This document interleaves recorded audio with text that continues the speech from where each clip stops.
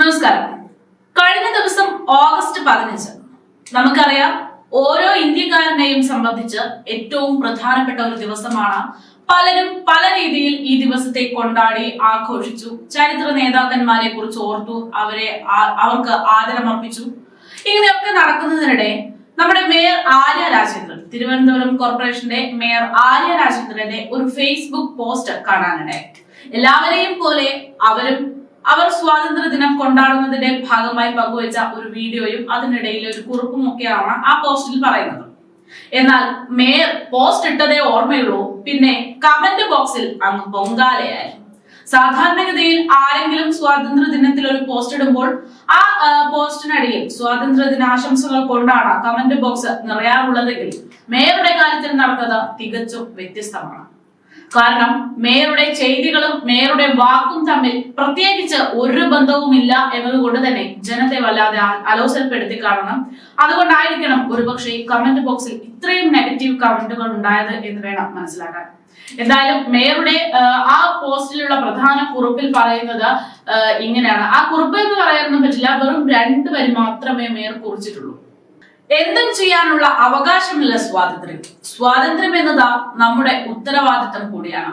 എല്ലാവർക്കും സ്വാതന്ത്ര്യ ദിനാശംസകൾ. സാധാരണഗതിയിലുള്ള ഒരു കുറിപ്പ് തന്നെയായിരുന്നു ഇത്, ഏതൊരു ഇന്ത്യൻ പൗരനുമുള്ള അവകാശം.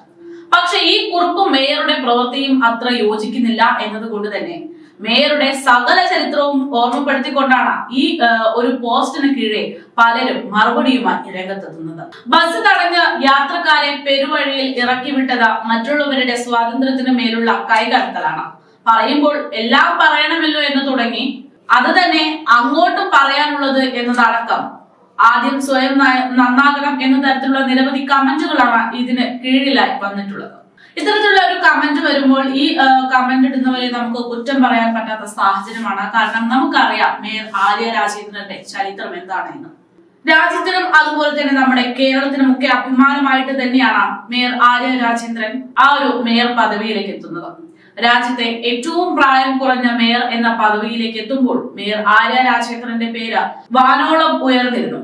ഏറ്റവും കൂടുതൽ ആളുകൾ ഒരു സ്ത്രീ എന്ന നിലയിലും രാജ്യത്തിൽ തന്നെ ഏറ്റവും പ്രായം കുറഞ്ഞ മേയർ എന്ന നിലയിലും ഇവരെ ഏറ്റവും കൂടുതൽ ആളുകൾ സ്വീകരിച്ച ഒരു വ്യക്തിയാണ്. പക്ഷേ ആ സ്വീകരണം തന്നെ മേയർ ദുരുപയോഗം ചെയ്തു എന്നുള്ളതാണ് യാഥാർത്ഥ്യം. പലപ്പോഴും, അതായത് ഈ പറയുന്ന ജനങ്ങളെ മാത്രമല്ല, പാർട്ടിക്കുള്ളിൽ പോലും മേയർ ആര്യ രാജേന്ദ്രനെതിരെ സംസാരിക്കുന്നവർ പലതുണ്ട്. കാരണം ബഹുമാനമില്ല.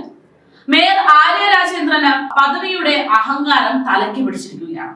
പലപ്പോഴും പല മുതിർന്ന സഖാക്കന്മാരോടും ബഹുമാനമില്ലാത്ത രീതിയിൽ പ്രവർത്തിക്കുന്നു എന്നുള്ളത് കൊണ്ട് തന്നെ പല സഖാക്കന്മാർക്കും മേയർ ആര്യ രാജേന്ദ്രൻ എന്ന് പറയുമ്പോൾ വലിയ ബുദ്ധിമുട്ടുകൾ ഉണ്ടാകാറുണ്ട്.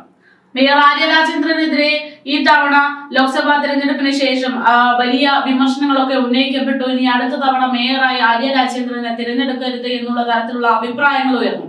ഇതിനൊക്കെ കാരണം മേയർ ഈ പറയുന്ന സ്വാതന്ത്ര്യം എന്തും ചെയ്യാനുള്ളതല്ല എന്നുള്ള ബോധം ചിലരിൽ ഉണ്ടാക്കിയതാണ്. അതിന്റെ ഏറ്റവും വലിയ തെളിവാണ് കഴിഞ്ഞ 2-3 മാസങ്ങൾക്ക് മുമ്പ് നടന്ന മേയർ ഡ്രൈവർ തർക്കം. ഒരാൾ ഒരു ജോലി ചെയ്യുമ്പോൾ അത് തടസ്സപ്പെടുത്തി അവിടെ സ്വാതന്ത്ര്യം നിഷേധിച്ചു. അതൊന്നാമത്തെ കാര്യം. രണ്ടാമത്തെ കാര്യം, ആ ബസ്സിൽ അത്രയും ആളുകൾ ഉണ്ടായിരുന്നു. ആ ബസ്സിലുള്ള ഓരോ യാത്രക്കാരനുമുള്ള സ്വാതന്ത്ര്യം, അതായത് സഞ്ചാര സ്വാതന്ത്ര്യം, അതാണ് മേയർ ആര്യ രാജേന്ദ്രൻ അവരുടെ അധികാര അഹങ്കാരത്തിന്റെ പേരിൽ അവിടെ ഇല്ലാതാക്കിയത്.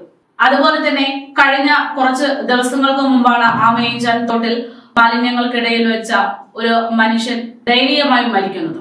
ഒരു കോർപ്പറേഷനിൽ മാലിന്യങ്ങൾ ക്ലീൻ ചെയ്യാനുള്ള സാഹചര്യം ഉണ്ടായിട്ടും അതിനുവേണ്ടി 5 കോടി രൂപ പിരിച്ചിട്ടും അതിൽ വെറും 2 കോടി രൂപ മാത്രം ഉപയോഗിച്ച് ബാക്കി 3 കോടി ഉപയോഗശൂന്യമാക്കിയതിന്റെ ഭാഗമായിട്ട് തന്നെ ആയിരിക്കണം ഒരുപക്ഷെ ആ ജോയ് എന്ന മനുഷ്യൻ മരിച്ചത്.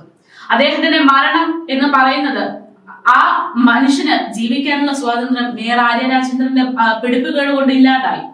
അതുകൊണ്ട് തന്നെ മേയർ ആര്യ രാജേന്ദ്രന്റെ ഈ അഹങ്കാരം, മേയർ ആര്യ രാജേന്ദ്രന്റെ പ്രവർത്തനം, ഇതൊന്നും മേയർക്ക് ഈ പറയുന്ന ഈ ഒരു വാക്കുവിനോട് ഒരു ബന്ധവും ഇല്ലാതാക്കുന്നു എന്നുള്ളതാണ്.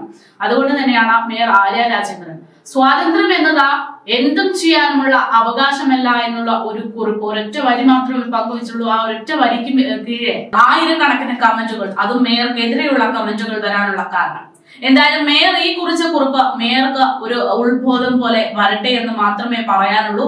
എങ്കിലാണ് നമ്മളെ പോലെയുള്ള ഓരോ സാധാരണക്കാർക്കും ഈ നാട്ടിൽ നേതാക്കന്മാരാണെങ്കിലും അല്ലെങ്കിൽ അവരുടെ മുന്നിൽ കൂടെ ധൈര്യത്തോടെ നടക്കാൻ സാധിക്കുള്ളൂ. അല്ല എങ്കിൽ മറ്റ് പണ്ടത്തെ കാലത്ത് രാജാക്കന്മാരുടെ മുമ്പിൽ പോയി നിൽക്കുന്ന ഒരു അവസ്ഥയായിരിക്കും. കാരണം മേയറാണ്, മേയറുടെ മുന്നിൽ നേരെ നിൽക്കാൻ പാടില്ല, സൈഡോട്ട് മാറി നിൽക്കണം എന്നുള്ള ഒരു അവസ്ഥയൊക്കെ ഉണ്ട്. അതൊക്കെ മാറണമെങ്കിൽ മേയറുടെ ഈ അധികാരത്തിന്റെ മേലുള്ള അഹങ്കാരം കുറയ്ക്കണം. അത് മേയറുടെ ഈ കുറിപ്പ് പങ്കുവച്ചതിന്റെ ഭാഗമായി തന്നെ പലരും ഓർമ്മപ്പെടുത്തുന്നുണ്ട്.